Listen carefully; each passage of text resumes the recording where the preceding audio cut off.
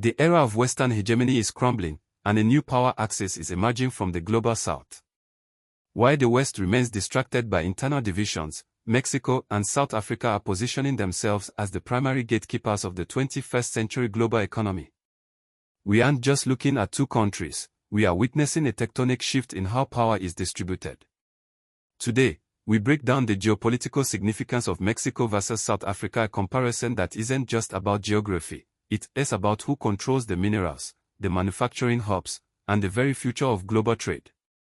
We will explore why this specific dynamic is causing such a stir in international circles and what it means for the rise of an unstoppable African narrative. To understand where we are going, we must look at where these nations have been. For decades, both Mexico and South Africa served as critical hubs that were often overlooked by Western elites, treated as mere resource providers rather than strategic power players. Mexico became the manufacturing engine of North America, while South Africa established itself as the mineral powerhouse of the Southern Hemisphere.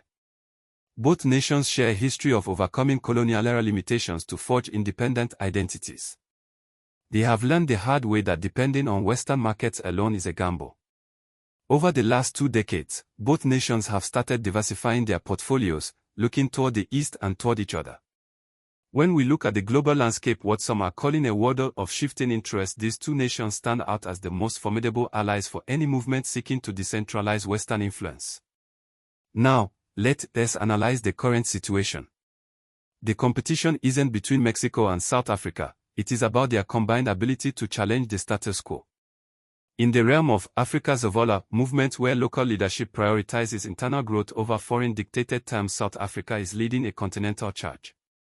They are no longer just waiting for permission from Washington or Brussels, they are building infrastructure that bypasses them. They are securing the lithium, the platinum, and the rare earth minerals essential for the green energy transition. Meanwhile, Mexico is mastering the logistics of the Western Hemisphere. When you put these two forces together, you create a corridor that spans from the heart of the Americas to the very core of Africa's resources. Like this video help more Africans see this story and understand our growing influence on the global stage. Moving deeper into the mechanics of this shift, we have to look at the key players. We are seeing a massive influx of investment into South African mining and manufacturing that doesn't come from Western banks. They are looking toward the BRICS Plus expansion as a way to solidify trade without the strings attached by the IMF or World Bank. On the Mexican side, the nearshoring boom is creating a blueprint for how developing nations can dominate manufacturing chains.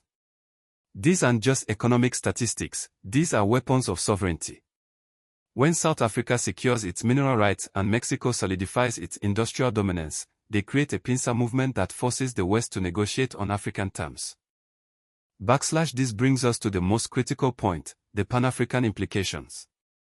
For too long, the narrative of Africa has been one of potential, as if we are waiting for someone else to unlock our value. The reality is that Africa is already rising. South Africa isn't just acting alone, it is the vanguard for a continent that is waking up to its own power. When South Africa aligns with other global South powers like Mexico, it creates a bloc of nations that are no longer content being partners in a Western-led system. They are building an alternative. This is the Africa Rising narrative in action, not as a slogan, but as a geopolitical reality where African resources and talent are the primary drivers of the next industrial revolution. What does this mean for Africa's future? It means that the middleman era is over. Africa will no longer have to pass its wealth through European or American hands before it reaches a global market.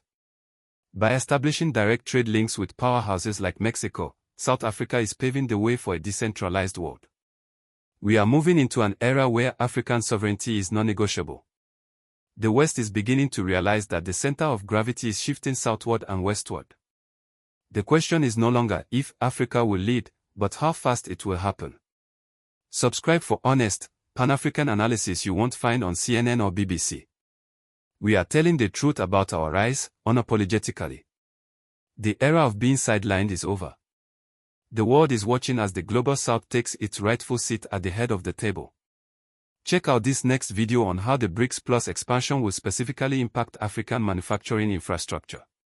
What do you think? Is the alliance between the Global South nations the strongest move for African sovereignty in the next decade? Let me know your thoughts in the comments below. I read every single one. Outro music fades.